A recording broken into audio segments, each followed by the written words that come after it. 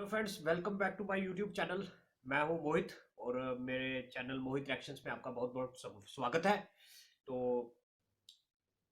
आज हम एक वीडियो देखेंगे।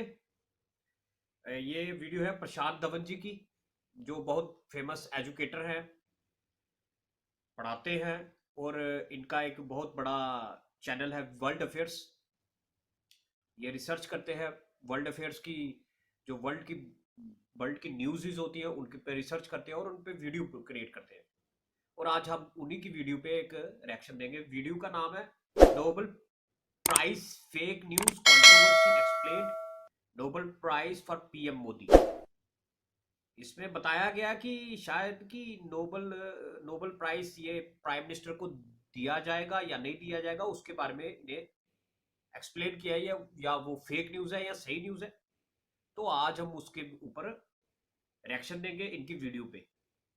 वर्ल्ड अफेयर्स की वीडियो है ये, प्रशांत धवन जी की। तो मगर आप पे आगे रिक्वेस्ट है जी, आप बहुत कम मेरा सब्सक्राइब कर रहे हैं और बहुत कम मेरा लाइक कर रहे हैं। मेरा चैनल ग्रो नहीं हो रहा है। आप मेरे जो जितने भी व्यूअर्स हैं, तो आपके आगे रिक्वेस्ट है, आप मेरा चैनल को ग्रो कीजिए ताकि मैं ये वीडियोस बनाता रहूं और मुझे मोटिवेट मिलता रहे और आपके लिए मैं नई नई वीडियोस पे रिएक्शन देता रहूं। सो आप मेरी वीडियो को लाइक कीजिए, सब्सक्राइब कीजिए।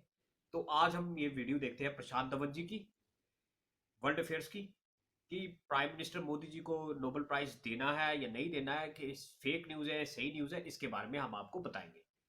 सो लेट्स स्टार्ट।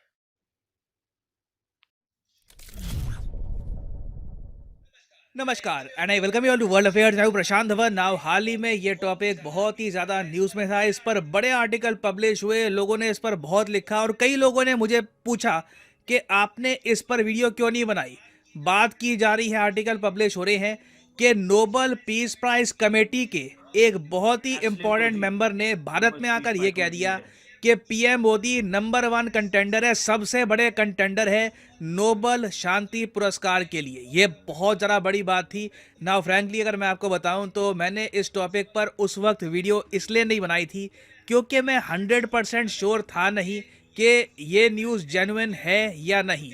क्योंकि अगेन अगर ये मदर न्यूज़ टेरेसा असली होती एंड तो ये कैलाश एक बहुत सत्यार्थी ज़्यादा को मिला बड़ी होगा बात है। नोबेल भारत के प्राइज। इतिहास में आप अगर देखें तो 2 इंडियंस ही हैं जिनको नोबेल पीस प्राइज से कैलाश सम्मानित किया सत्यार्थी, जा चुका है। मदर एक Teresa mother and Kailash Teresa, Satyarthi. दूसरे कैलाश सत्यार्थी। बाकी देखिए Nobel prize in physics, in other field वो हमें काफ़ी मिल चुके हैं, मगर शांति पुरस्कार बहुत ज़्यादा रेयर होता है। और यूजुअली आप देखोगे ज़्यादातर ये शांति पुरस्कार किसी सिटिंग प्रेसिडेंट या प्राइम मिनिस्टर को ये रेगुलरली नहीं देते। बहुत ही रेयर केस होता है, दसियों सालों में एक बार, जब एक वर्ल्ड लीडर को ये नोबेल पीस प्राइज दिया जाता है।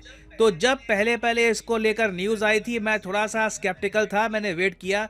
और अब ये बात क्लियर हो चुकी है कि सारी जो न्यूज़ थी कि पीएम मोदी को नोबेल पीस प्राइज मिलने वाला है, ये सब एक फेक न्यूज़ थी। नोबेल कमेटी के जो मेंबर हैं इन्होंने खुद ही कहा है कि जो भी ट्वीट्स की जा रही है, अपने आप लोगों ने एक न्यूज़ बना ली कि मैंने ये कह दिया इंडिया में आकर कि मोदी जी को हम नोबेल प्राइज़ देंगे। ये सब न्यूज़ फेक है और अब इस टॉपिक फेक पर न्यूज है ये, प्रॉपर फेक। क्लैरिटी मिल चुकी इसमें है। नाउ इस वीडियो में मैं आपको बताऊंगा कि पीएम मोदी को नोबेल प्राइज़ मिलने वाली जो ये कंट्रोवर्सी थी, ये स्टार्ट कैसे हुई और क्या जेन्युइनली एक इंडियन प्राइम मिनिस्टर को भविष्य में नोबेल प्राइज मिल सकता है या नहीं। डिस्कस करेंगे इस टॉपिक को इन डेप्थ। मगर आगे बढ़ने से पहले आपसे एक क्वेश्चन पूछूंगा। क्वेश्चन ये है कि ऑस्कर्स 2023 में बेस्ट मूवी का अवार्ड, बेस्ट फिल्म का अवार्ड किस मूवी को दिया गया है। ये हैं यहाँ पे आपकी options, everything everywhere all at once, Elvis, RRR या फिर टॉप गन।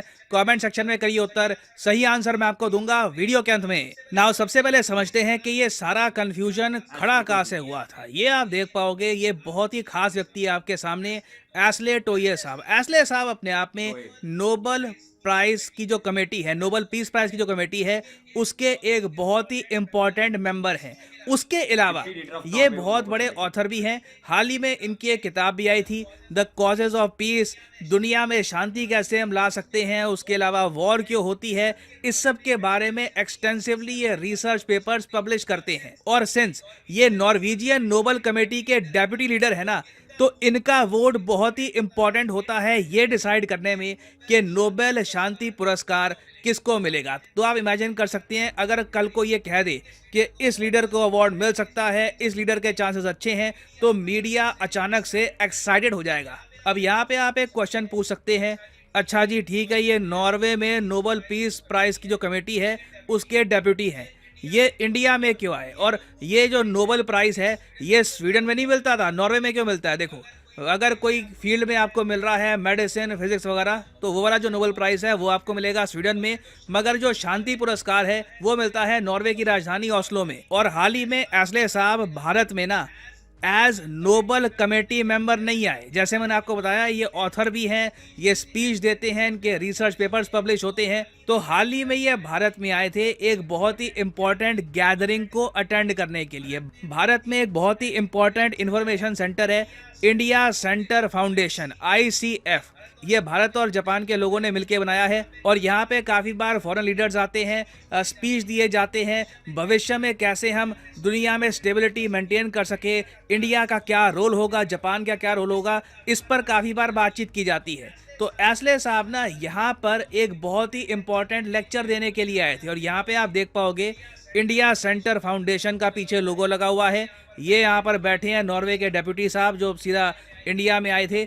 अब ये जो यहाँ पर बैठे हैं ना इस वक्त ये नोबेल पीस प्राइज कमेटी को रिप्रेजेंट नहीं कर रहे, ये अपनी पर्सनल कैपेसिटी पे आए थे और इन्होंने इंडिया में आकर काफ़ी स्टेटमेंट्स दी पीएम मोदी के बारे में, रशिया वॉर के बारे में। इन्होंने ये कहा कि देखिए पीएम मोदी का जो रोल रहा है यूक्रेन रशिया युद्ध में बहुत ही इंपॉर्टेंट है। इन्होंने खुल के जो व्लादिमीर पुतिन को ये कहा कि this is not an era of war. ये स्टेटमेंट पूरी दुनिया में गूंजी थी और इंडिया ने हमको सिग्नल दिए हैं कि किस तरीके से रशिया से बातचीत करनी चाहिए। सीधा अगर हम अग्रेसिवली रशिया से डील करेंगे तो इस युद्ध का समाधान हो नहीं पाएगा। और ये मैं आपको बता दूं, ना सिर्फ ये नॉर्वे के जनाब, इवन यूएस गवर्नमेंट के ऑफिशियल्स कह चुके हैं कि जब पीएम मोदी ने कहा था this is not an era of war, पूरी दुनिया ने ये जो सेंटेंस है ये सुना था। तो इंडिया में आकर इन्होंने पीएम मोदी से रिलेटेड यहाँ पर स्टेटमेंट्स दी, ये कहा कि पीएम मोदी ने एक इम्पॉर्टेंट रोल प्ले किया है, इन द फ्यूचर भी इंडिया का रोल इम्पॉर्टेंट होगा। मगर किसी जर्नलिस्ट ने ना, आप कह लीजिए ज़्यादा एक्साइटमेंट में आकर यही छाप मारा कि जी इन्होंने तो कह दिया है कि मोदी जी टॉप कंटेंडर है नोबेल पीस प्राइज के लिए। अब उसके बाद ये न्यूज़ वाइल्ड फायर की तरह फैली, एक के बाद एक इस पर आर्टिकल पब्लिश होने स्टार्ट हो गए।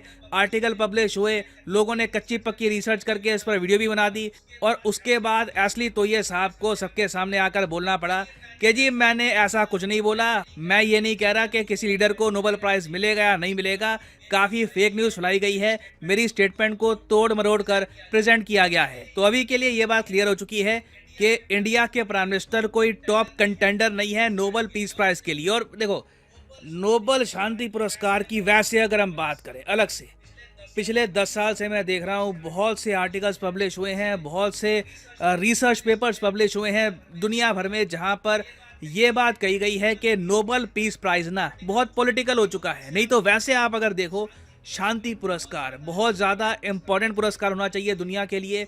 जो इंसान, जो संगठन शांति के लिए लड़े, शांति को प्रमोट करे, उसको मिलना चाहिए ये अवार्ड। मगर कहीं ना कहीं ये अवार्ड ना पश्चिमी देशों का एक पॉलिटिकल टूल बन के रह गया है, ये कई लोगों का मानना है। और ये जो आवाज़ें हैं ना, ये धीरे धीरे अब बढ़ती जा रही है कि नोबेल पीस प्राइज को ना काफ़ी बार पश्चिमी देश अपनी जियोपॉलिटिकल नीड के हिसाब से इस्तेमाल करते हैं। पिछले 2 साल में आप देख लो, नोबेल पीस प्राइज को ना सिर्फ और सिर्फ रशिया को टारगेट करने के लिए बनाया गया। 2021 का जो नोबेल पीस प्राइज था वो एक ऐसे जर्नलिस्ट को दिया जो सुबह शाम व्लादिमीर पुतिन की आलोचना करता है। फिर 2022 का जो नोबेल पीस प्राइज है ये ऐसे लोगों को दिया, ऐसे संगठनों को दिया जो बेलारूस और रूस की जो सरकारें हैं उनके खिलाफ काम कर रहे हैं, उनकी आलोचना करते हैं। और ऐसा नहीं है कि नोबेल पुरस्कार से इन लोगों का कुछ भला हुआ। एक अजीब बात देखिए, अलिस बेलेतिन्स्की, ये एक ऐसे जर्नलिस्ट हैं बेलारूस के जिनको 10 साल की जेल हो गई नोबेल प्राइज मिलने के बाद, क्योंकि सरकार डर गई कि ये आदमी बहुत बड़ा ब्रांड बन जाएगा, लोग हमारे खिलाफ विरोध करना स्टार्ट कर देंगे। तो सरकार ने पैनिक में आकर इस आदमी को 10 साल साल के लिए डाल दिया जेल में। तो जो ट्रेंड अभी चलता आया है, लगता नहीं है कि नोबेल पीस प्राइज कमेटी उससे भटकेगी।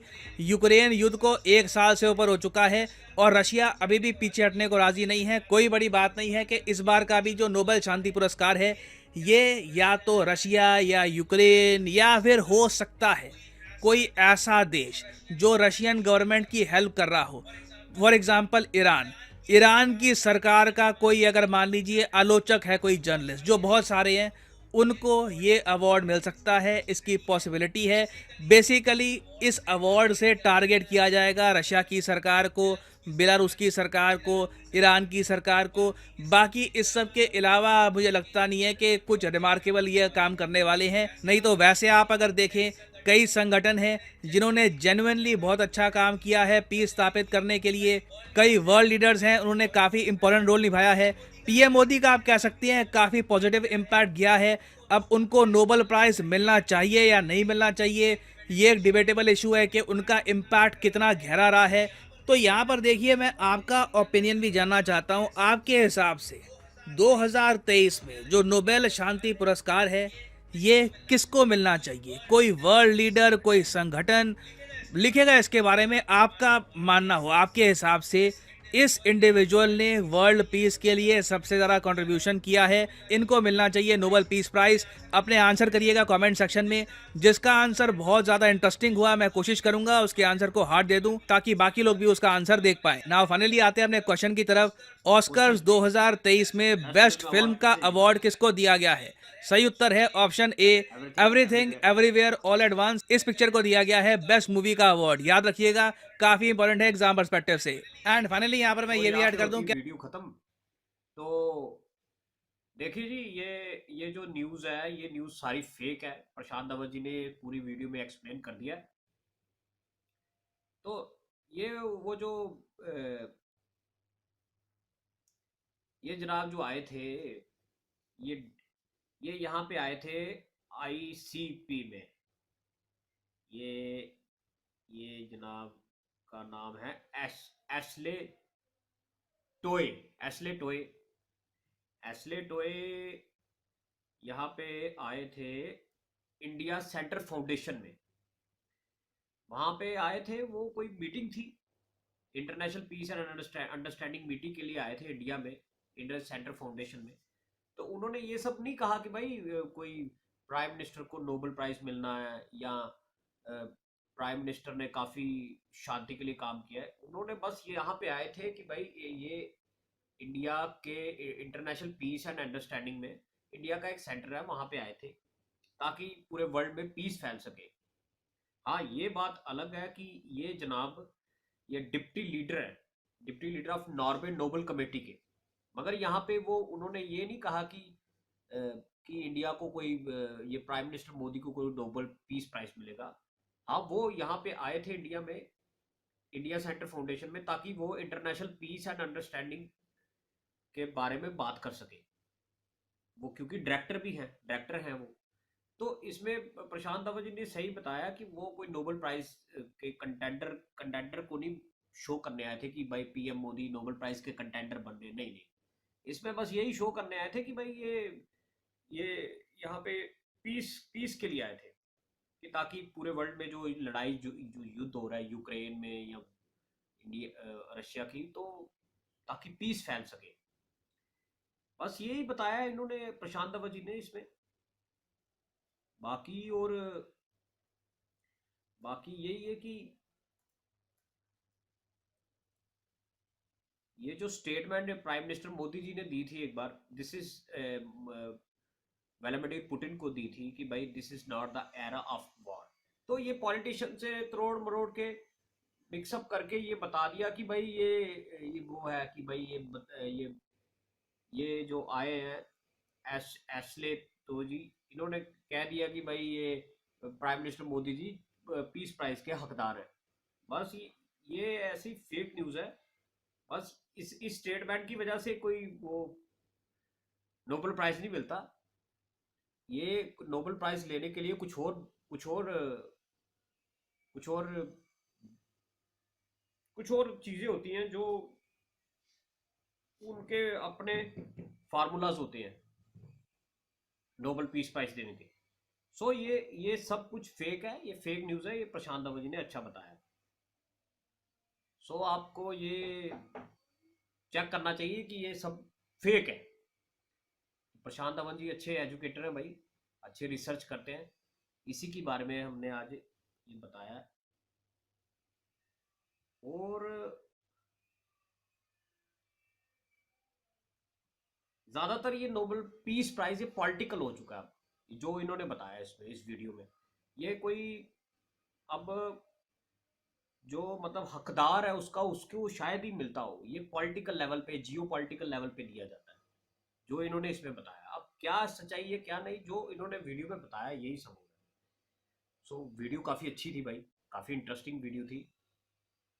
सो यहाँ पे होती है हमारी वीडियो खत्म। तो आपके आगे जनाब ये रिक्वेस्ट है कि आप मेरे वीडियो को लाइक करिए और सब्सक्राइब करिए जनाब, मैं ग्रो नहीं कर पा रहा हूँ। ये मेरी आपके आगे रिक्वेस्ट है कि आप वीडियो को लाइक करिए, सब्सक्राइब करिए। मैं नई नई वीडियोस आपके लिए इंफॉर्मेटिव वीडियोस बना रहा हूँ। So thanks.